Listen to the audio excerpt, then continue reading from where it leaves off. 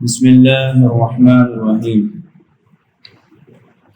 آج انشاءاللہ العزیز اللہ کی توفیق سے 22ویں پارے کا خلاصہ بیان کیا جائے گا۔ اللہ ہمیں قرآن کی تعلیمات سے جڑنے کی اور انہیں آگے پہنچانے کی ہمت اور توفیق عطا فرمائے۔ اس پارے کی ابتدا میں اللہ جل جلالہ نے ارشاد فرمایا وَمَن يَقْنُتْ مِنكُنَّ لِلَّهِ وَرَسُولِهِ وَتَعْمَلْ صَالِحًا نُؤْتِهَا أَجْرَهَا مَرَّتَيْنِ۔ اے پیغمبر کی بیویوں، اگر تم اللہ کی اور اللہ کے رسول کی تابعدار بن کے رہو گی، وَتَعْمَلْ صَالِحًا اور نیک اعمال کرو گی، نُؤْتِهَا أَجْرَهَا مَرَّتَيْنِ ہم تمہیں عام خواتین سے دوہرا اجر دیں گے۔ پھر اللہ جل جلالہ نے حضور صلی اللہ علیہ وسلم کی بیگمات کے 7 فضائل اور ان کے لیے 7 احکامات خصوصاً اور عام خواتین کے لیے عموماً بیان فرمائے ہیں۔ سب سے پہلا ارشاد فرمایا یا نساء النبی لستن کاحد من النساء، اے پیغمبر کی بیویوں تمہارا مرتبہ اور تمہاری حیثیت عام عورتوں کی طرح نہیں ہے۔ فلا تخضعن بالقول، اگر مردوں سے کبھی بات کرنے کی نوبت آ جائے تو نرم لہجہ اختیار نہیں کرنا، چاہے وہ گھر پہ دستک ہو، چاہے ہمارے زمانے میں فون کال آ جائے، بیٹی کو، بیوی کو، بہن کو یہ بتایا جائے کہ جب غیر محرم کا فون آ جائے اور مجبوری میں اٹینڈ کرنا پڑے، دروازہ کھولنا پڑے تو نرم لہجے میں بات نہیں کرنی، تاکہ دوسرے بندے کے دستک دینے والے کے دل میں یا فون کرنے والے کے دل میں طمع پیدا ہو جائے۔ وَقَرْنَ فِي بُيُوتِكُنَّ، اللہ نے دوسرا حکم جو ارشاد فرمایا کہ اے پیغمبر کی بیویوں اپنے گھروں میں ٹھہری رہو، بلا ضرورت گھروں سے باہر نہیں نکلنا۔ یہ تو اس زمانے کی بات ہو رہی ہے، اور آج ہمارے زمانے میں ہمارے بازاروں میں اور ہمارے مخلوق نظام تعلیم کو دیکھا جائے تو قرآن کی تعلیمات کی دھجیاں اڑائی جا رہی ہیں۔ پھر آگے ارشاد فرمایا وَلَا تَبَرَّجْنَ تَبَرُّجَ الْجَاهِلِيَّةِ الْأُولَى، زمانہ جاہلیت کی طرح بنصبر کے باہر نہیں نکلنا۔ اسلام آنے کے جو پہلے کا دور تھا اس میں خواتین بن صبر کر زیب و زینت اختیار کر کے باہر نکلتی، جس طرح آج ہماری خواتین کوئی بھی فنکشن ہو، چاہے کالج کے اندر پارٹی ہو یا ہمارے ولیمے کا فنکشن ہو یا بارات کا فنکشن ہو، خواتین اپنے خامند کے لیے نہیں صبرتی، خواتین دوسرے لوگوں کو دکھانے کے لیے اپنے جسم اور اپنے چہرے کو اور اپنے لباس کی نمائش کے لیے جو سارا کا سارا شریعت نے حکم دیا تھا اپنے خامند کے لیے سب کچھ کرنا ہے، اور آج کی مسلم خواتین یہ سارا کا سارا کچھ دوسروں کے لیے کرتی ہیں جو اللہ کی طرف سے لعنت کا باعث اور مستحق ٹھہرتی ہیں۔ پھر فرمایا واقعی الصلاۃ، اے پیغمبر کی بیویوں نماز قائم کرو، اور امت مسلمہ کی بھی خواتین کو حکم دیا گیا وَآتِينَ الزَّكَاةَ، اور جو اللہ نے تمہیں مال دیا ہے اور زکوٰۃ فرض ہے تو زکوٰۃ بھی عطا کرو، وَأَطِيعْنَ اللَّهَ وَرَسُولَهُ، یہ ساری چیزیں ذکر کرنے کے بعد فرمایا زندگی کے ہر لمحے میں اللہ کی اور اس کے رسول کی فرمانبرداری کرنی ہے۔ یہ نہیں ہے کہ مسجد میں صرف نماز پڑھ لی، روزے رکھ لیے، اعتکاف بیٹھ گئے، باقی کاروبار اپنی مرضی کا، شادیاں اپنی مرضی کی، غمیاں اپنی مرضی کی، دوسروں سے معاملات اپنی مرضی کے، رشتہ داروں کے حقوق ادا کیے نہ کیے اپنی مرضی۔ اسلام اس اسلام کو معتبر نہیں جانتا۔ آپ کسی نہ کسی جز پہ تو عمل کر رہے ہیں، لیکن حقیقی اسلام جو رسول اللہ لے کے آئے اس سے آپ کا دور دور تک کوئی واسطہ نہیں، کیونکہ قرآن فرماتا ہے یا ایھا الذین آمنوا ادخلوا فی السلم کافہ، اے ایمان والو سارے کے سارے اسلام میں داخل ہو جاؤ۔ مطلب تمہاری زندگی کا ہر لمحہ، ہر قدم اور ہر فیصلہ قرآن اور سنت کی روشنی میں اترنا چاہیے۔ پھر فرمایا وَاذْكُرْنَ مَا يُتْلَىٰ فِي بُيُوتِكُنَّ مِنْ آیَاتِ اللَّهِ وَالْحِکْمَةِ، تمہارے گھروں میں جو اللہ کی آیات کی تلاوت کی جاتی ہے اللہ کا ذکر کرو اور ان پہ عمل کرو۔ میرے عزیزو، یہ جو احکامات بیان کیے جا رہے ہیں یہ 1444 سال پہلے جناب رسول اللہ صلی اللہ علیہ وسلم کے اوپر وحی اللہ کی طرف سے اتری اور ازواج مطہرات کو دیے جا رہے ہیں، اس وقت جب ہر طرف امن، پاک دامنی کا ماحول سارا کا سارا تھا، صحابہ بھی پاک دامن، ان کی نظریں بھی پاک دامن اور خواتین بھی پاک دامن، اور آج اس معاملات کی طرف، پردے کی طرف اور حیاداری کی طرف اور بہنوں اور بیٹیوں کو گھر ٹھہرانے کی طرف بالکل کوئی امت مسلمہ کے معاشرے کی توجہ نہیں ہے۔ اور ہماری خواتین کا تو کیا حال ہے، باریک لباس پہنتی ہیں، آدھے بازو والے لباس پہنتی ہیں، اور عجیب بات تو یہ ہے کہ گھر کے بڑے اور مرد حضرات کو بھی اس بات پہ شرم نہیں آتی کہ ہماری خواتین برہنہ حالت کے اندر، بغیر پردے کی حالت کے اندر، باریک لباس کے اندر دوسروں کی نظروں کی نمائش بنتی ہے۔ اور اس کا سارا مشاہدہ آپ کسی بھی محلے کی شادی میں دیکھ لیں، ان کی بارات کے اندر کیا ہوتا ہے، ان کے ولیمے کے اندر کیا ہوتا ہے، ان کی مہندی کے اندر کیا ہوتا ہے، آپ کا سر شرم سے جھک جائے گا، یہ مسلمانوں کی شادی ہے یا غیر مسلموں کی شادی ہے؟ اس لیے اقبال نے فرمایا تھا، یہ وہ مسلمان ہے جن کو دیکھ کے ہندو بھی شرماتے ہیں اور یہود بھی شرماتے ہیں۔ اور اگر ہم چاہتے ہیں کہ کل قیامت میں اللہ رسول اللہ صلی اللہ علیہ وسلم کے سامنے سرخ رو ہوں، پھر میرے عزیزوں اپنی خواتین کو ان احکامات کا پابند کرنا پڑے گا۔ مسلم شریف کے اندر ایک روایت ہے، جب میں نے پڑھی اور سنی میں خود دنگ رہ گیا کہ رسول اللہ نے ارشاد فرمایا کہ جہنمی لوگوں کے دو گروہ ایسے ہیں جنہیں میں نے بھی نہیں دیکھا،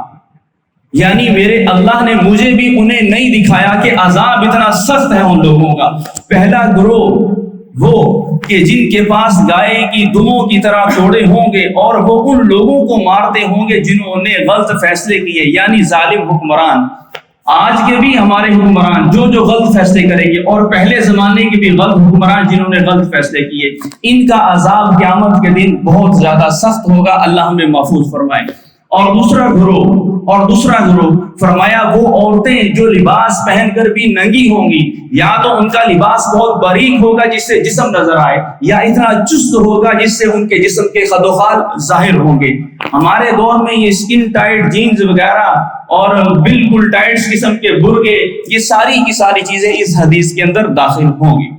اور پھر فرمایا ایسی خواتین جو دوسروں کو اپنی طرف مائل کرنے والی ہوں گی، مٹک کر چلنے والی ہوں گی، اور ان کے سر پختی اونٹوں کی طرح جھکے ہوئے ہوں گے، یعنی اپنے سروں کے بالوں کو گول بنا کے اوپر جوڑا بنائیں گی۔ ایسی عورتیں بھی فرمایا اس عذاب کے اندر ہوں گی جس کا تصور کوئی انسانی ذہن کر ہی نہیں سکتا۔ اللہ ہمیں محفوظ فرمائے۔ اور یہ ساری کی ساری چیزیں ہمارے زمانے میں پائی جا رہی ہیں، اور یہ وہ جہنمی گروہ ہے جس کا عذاب اللہ نے اپنے محبوب صلی اللہ علیہ وسلم کو بھی نہیں دکھایا۔ تو اس لیے میرے عزیزوں اپنی ماؤں بہنوں بیٹیوں کی خبر گیری کی جائے۔ آپ کو شاید یہ باتیں سخت لگیں، یہ باتیں سخت نہیں ہیں، لیکن مرنے کے بعد کے جو حالات ہیں وہ اتنے سخت ہیں، اللہ کی قسم، جس کو کوئی تصور نہیں کر سکتا۔ اس لیے پیار و محبت سے بہن کو، بیٹی کو، والدہ کو پردے کی طرف لایا گیا۔ یہ میں اپنے لیے بھی کہوں گا اور آپ حضرات کے لیے بھی کہوں گا۔ ہماری خواتین، جو میں نے صبح کے درس میں تفصیل سے بات کر چکا ہوں پہلے 8-10 دن میں، یہ جو ہمارا مخلوق تعلیمی نظام ہے اور خواتین کا ان شعبوں میں جاب کرنا، اب خواتین کا کیا تک بنتا ہے کہ یہ پائلٹ بنے، گائنی کی ڈاکٹر بنے، نرس بنے، دانتوں کی ڈاکٹر بنے جو خواتین کو چیک کرے۔ ان شعبوں کی ہمارے ہاں ضرورت ہے۔ ٹیچر بنے، لڑکیوں کو پڑھائے، بالکل جائز ہے، لیکن مردوں کا اور عورتوں کا آپس میں اختلاط یہ حرام ہے، ناجائز ہے، یہ اس کے اندر بالکل کوئی گنجائش نہیں۔ کل شعیب علیہ السلام کی بیٹیوں کے 5 احکامات میں نے بیان کیے، اس میں یہ تفصیل گزر چکی ہے۔ اس کے بعد اللہ نے ارشاد فرمایا، ما کان محمد ابا احد من رجالکم ولکن رسول اللہ وخاتم النبیین۔ او میرے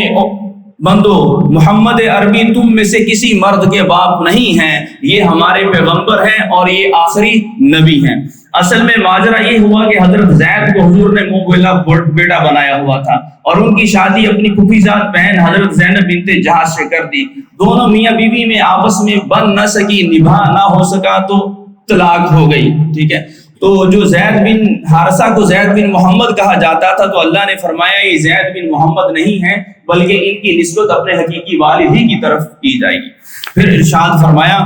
کہ حدیث میں آتا ہے کہ میرے بعد 30 جھوٹے دعوے دار نبوت کے پیدا ہوں گے، اور ہمارے ماضی قریب میں مرزا غلام احمد قادیانی، اس نے بھی نبوت کا جھوٹا دعویٰ کیا۔ پھر اللہ نے ارشاد فرمایا، یا ایھا النبی، اے میرے محبوب، انا ارسلناک شاہدا، ہم نے آپ کو گواہی دینے والا بنا کے بھیجا ہے۔ قیامت کے دن آپ اپنی امت کے حق میں یا خلاف گواہی دیں گے۔ ومبشرا، خوشخبری دینے والا بنا کے بھیجا۔ جتنے لوگ پاکستان، انڈیا، برصغیر ایشیا، یورپ کے اللہ کو مانیں گے، اللہ کی تعلیمات کو مانیں گے، ان کے لیے جنت کی خوشخبری ہے۔ ونذیرا، اور جتنے پیروں کی اولاد، علماء یا جتنے نیک لوگ بھی ظاہر کے اندر تو نیک نظر آئیں گے، لیکن حقیقت میں وہ اللہ کی تعلیمات کی دھجیاں اٹھانے والے ہوں گے، یا عام لوگ جو بھی نافرمان ہوں گے نذیراً ان کو ڈرائیں کہ اللہ کا عذاب بڑا سخت ہے، اللہ کی پکڑ بڑی سخت ہے، ان بطش ربک لشدید وداعیا الی اللہ باذنہ، اور مجھے اللہ نے داعی لوگوں کو دین اسلام کی طرف بلانے والا بنا کے بھیجا ہے، وسراجا منیرا، اور مجھے روشن چراغ بنا کے بھیجا ہے، جو بھی میرے نقش قدم پہ چلے گا ایسا ہو ہی نہیں سکتا وہ گمراہ ہو جائے، ایسا ہو ہی نہیں سکتا وہ جنت تک نہ پہنچے، ایسا ہو ہی نہیں سکتا وہ اللہ تک نہ پہنچے۔ پھر اللہ نے نکاح اور طلاق کے احکامات کو بیان فرمایا، پھر ارشاد فرمایا یا ایھا الذین آمنوا لا تدخلوا بیوت النبی الا ان یؤذن لکم، اے میرے محبوب کے امتیوں، میرے محبوب کے گھر میں اجازت لیے بغیر داخل نہیں ہونا، بالکل کسی کو اجازت نہیں ہے۔ اور اللہ نے داخلے کے گھروں میں آداب بیان فرمائے۔ پہلا ادب یہ بتایا اگر کسی کے گھر میں داخل ہونا ہے تو بغیر اجازت کے داخل نہیں ہونا، اور اگر تمہیں کبھی کھانے کی دعوت پر بلایا جائے تو کھانا کھا کر فوراً اپنے گھروں کو روانہ ہو جاؤ، ادھر بیٹھ کے مجلس قائم نہ کرو گپ شپ کی۔ پھر ارشاد فرمایا اگر غیر محرم سے مجبوری میں بات کرنے کی نوبت آ جائے تو پس پردہ کیا کرو، عورتوں کو حکم دیا گیا اور مردوں کو حکم دیا گیا نظریں جھکا کے بات کیا کرو۔ پھر وہ قرآن کی خوبصورت آیت جو ہر خطیب خطبے میں پڑھتا ہے، ان اللہ وملائکتہ یصلون علی النبی یا ایھا الذین آمنوا صلوا علیہ وسلموا تسلیما، جب حضور صلی اللہ علیہ وسلم کا پہلی مرتبہ مجلس میں نام لیا جائے تو درود پڑھنا واجب ہے، سب پڑھ لیں اللہم صلی علی محمد وعلی آل محمد۔ اور حدیث میں آتا ہے جس نے اذان کا جواب انہی حروف میں دیا اور پھر جب مؤذن پہنچا اشہد ان محمدً عبدہ رسولہ پر، اور پھر اس بندے نے سننے والے میں نے درود پڑھ لیا اور اذان کے بعد وسیلہ والی دعا مانگی، قیامت کے دن میں اس بندے کی شفاعت کروں گا، قیامت کے دن میں اس بندے کی شفاعت کروں گا۔ اور حضور کا فرمان ہے بخیل ہے وہ شخص جس کے سامنے میرا ذکر آئے اور وہ درود نہ پڑھے۔ اور درود میرے عزیزو جو حدیث میں خود حضور صلی اللہ علیہ وسلم نے پڑھ کے بتلایا ہے وہ پڑھنا چاہیے۔ سب سے افضل درود درود ابراہیمی ہے، اور صلی اللہ علیہ وسلم بھی حدیث میں ذکر کیا گیا ہے۔ باقی ہمارے گھروں میں یہ درود لکھی ہے، درود ماہی ہے، ان کے اندر جو کلمات ٹھیک ہیں ان کا پڑھنا تو بالکل جائز ہے، لیکن ان کی برکت اور ان کی فضیلت اور ان کا اجر وہ نہیں ہے جو درود ابراہیمی کا ہے یا جو درود اللہ کے نبی نے خود اپنی زبان مبارک سے پڑھا ہے۔ پھر اللہ جل جلالہ نے دوبارہ پردے کے متعلق احکامات بیان فرمائے کہ شرعی حجاب کسے کہتے ہیں۔ برقع اور حجاب ایسا ہونا چاہیے جو پورے کے پورے یعنی سارے کے سارے بدن کو ڈھانپ لے، اور حجاب پرکشش اور نگاہوں کو متوجہ کرنے والا نہیں ہونا چاہیے۔ حجاب باریک نہ ہو کہ جسم کی رنگت اور خدوخال اس سے ظاہر ہو، کھلا ہو، اتنا تنگ نہ ہو کہ جسم کے اعضاء کو ظاہر کرے، جس طرح آج کل ہمارے ہاں فیشن والے برقعے ہیں، خواتین پہنتی ہیں، لوگ برقعے نہ پہننے والوں کی طرف اتنے متوجہ نہیں ہوتے جتنے پہننے والوں کی طرف متوجہ ہو جاتے ہیں کہ اس نے کون سا ڈیزائن پہنا ہوا ہے۔ پھر اللہ جل جلالہ نے دوبارہ پردے کا حکم نازل فرمایا، یا ایھا النبی، اے میرے محبوب، کل ازواجک، اپنی بیگمات سے کہہ دیں، وہ بناتک، بیٹیوں سے کہہ دیں، ونساء المؤمنین، اور ساری کی ساری مسلمان خواتین سے کہہ دیں، یدنین علیہن من جلابیبہن، اپنی چادروں کو اپنے چہروں پر اور اپنے جسم پر ڈھانپ کے رکھیں، یعنی سارا کا سارا جسم ڈھانپا ہوا ہونا چاہیے۔ میرے عزیزو قرآن بار بار ہماری خواتین کو پردے کی طرف متوجہ کر رہا ہے۔ کیوں؟ پردے کے اندر ہماری مسلم خواتین کی عزت بھی ہے اور ہمارے معاشرے کی پاک دامنی بھی چھپی ہوئی ہے۔ خدارا ان چیزوں کو اپنی ماؤں اور بہنوں کو ضرور سکھایا جائے۔ سورت کے آخر میں اللہ نے فرمایا، اے ایمان والو، میرے محبوب کو اس طرح پریشان نہ کرو جس طرح بنو اسرائیل والوں نے موسیٰ کو پریشان کیا۔ اس کے بعد سورہ سبا ہے۔ قوم سبا یمن میں آباد تھی، اللہ نے ہر طرح کی فراوانی اور خوشحالی سے نوازا تھا، لیکن انہوں نے ناشکری کی اور کفر اور شرک کی روش پر چلے تو اللہ جل جلالہ نے ان کے اوپر اپنا عذاب نازل فرمایا۔ الحمدللہ الذی لہ ما فی السماوات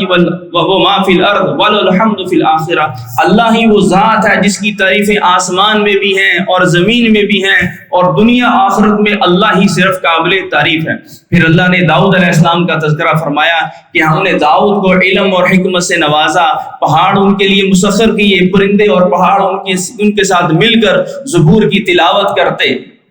اور ہم نے داؤد کے لیے لوہے کو نرم کر دیا، جس طرح ہماری خواتین کے لیے آٹا نرم ہے، جس طرح چاہیں پیڑے کو روٹی بنا دیتی ہیں۔ پھر اللہ نے داؤد علیہ السلام کے بیٹے سلیمان علیہ السلام کا تذکرہ فرمایا کہ ہم نے سلیمان علیہ السلام کو علم اور حکمت اور نبوت سے نوازا، اور ہم نے ان کے لیے ہوا کو مسخر کیا، جن کا صبح کا سفر بھی 1 مہینے کی مسافت کا ہوتا تھا اور شام کا سفر بھی 1 مہینے کی مسافت کا ہوتا تھا۔ یعنی سلیمان علیہ السلام ایک دن میں 2 مہینے کی مسافت کا سفر اللہ کی توفیق سے طے فرماتے، اور جنات کو بھی ان کے قبضے میں دیا، جو بڑے بڑے محلات اور حوض اور زمین میں دیگے بناتے ہیں، کیونکہ اتنے جنات عابد تھے، کھانا بھی ان کا بنانا ہوتا تھا۔ سارے کی ساری چیزوں کے حکمران سلیمان علیہ السلام تھے۔ پھر اللہ نے فرمایا فلما قضینا الموت، جب ہم نے سلیمان علیہ السلام کی وفات کا ارادہ کیا تو وہ بیت المقدس بنوا رہے تھے، جنات کام کر رہے تھے۔ سلیمان علیہ السلام عبادت کے لیے اپنے عصا پہ ٹیک لگا کے کھڑے ہوئے، اور ادھر اللہ کی طرف سے موت کا فرشتہ آیا اور سلیمان علیہ السلام کی روح قبض ہوئی، اور جنات کو پتہ نہ چلا، یہاں تک کہ وہ اپنی عصا پہ ٹیک لگائے ہوئے بیت المقدس میں کھڑے رہے کہ اس عصا کو دیمک لگی اور وہ عصا کھوکھلا ہوا، اور جب کمزور ہوا تو وہ ٹوٹا، سلیمان علیہ السلام گرے۔ پھر جنات کو پتہ چلا یہ تو کب کے دنیا سے چلے جا چکے ہیں، اگر ہمیں پہلے پتہ ہوتا تو ہم یہ پرمشقت کام کب کا چھوڑ چکے ہوتے۔ یہ اللہ کی طرف سے ایک تدبیری کام تھا کہ سلیمان علیہ السلام کی موت کا پتہ جنات کو نہیں چلا، کیونکہ اللہ نے جنات کے ذریعے بیت المقدس کو مکمل تعمیر کروانا تھا۔ پھر اللہ نے قوم سبا کے بارے میں ارشاد فرمایا کہ ان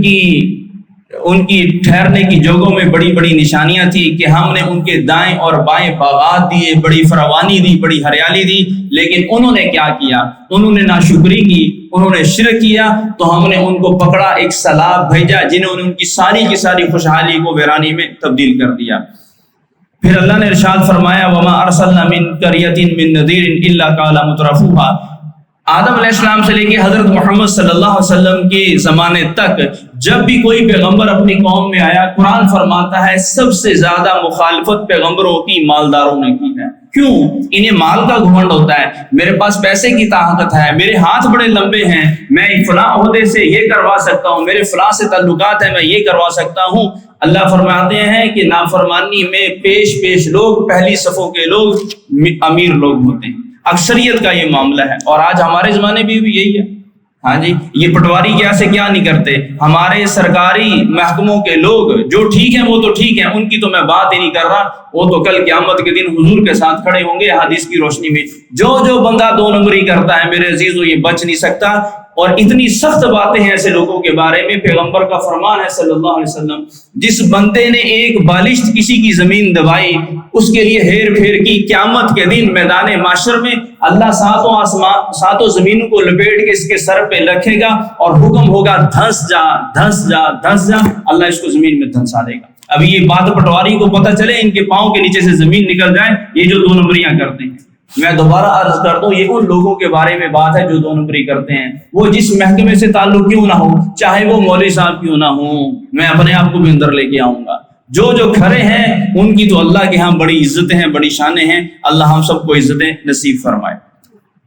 پھر اللہ نے ارشاد فرمایا قل ان ربی یبسط الرزق لمن یشاء ویقدر، اللہ جس کا چاہے رزق بڑھا دے، جس کا چاہے رزق کم کر دے۔ پھر سورہ فاطر ہے، اس سورت میں اللہ نے 4 بنیادی مضامین کے اوپر بات تفصیل سے ارشاد فرمائی ہے۔ سب سے پہلے عقیدہ توحید، عبادت بھی اللہ کی ہوگی، مدد بھی اللہ سے مانگی جائے گی۔ پھر فرمایا مشرکین کا خاتمہ کر دیا جائے گا، اور دین حق پر قائم رہنے کی اللہ نے مسلمانوں کو تاکید فرمائی۔ الحمدللہ، تمام تعریفیں اللہ کے لیے ہیں۔ کون؟ اللہ فاطر السماوات، جس نے آسمانوں کو بنایا، والارض، جس نے زمین کو بنایا۔ وما یفتح اللہ للناس من رحمت فلا ممسک لها، سبحان اللہ، عقیدے کی بات ہے، مضبوط بات ہے۔ اللہ فرماتے ہیں جب اللہ کسی کے لیے عزت کا فیصلہ کرتے، رحمت کا فیصلہ کرتے، ساری کی ساری دنیا کی ٹیکنالوجی مل کر اس سے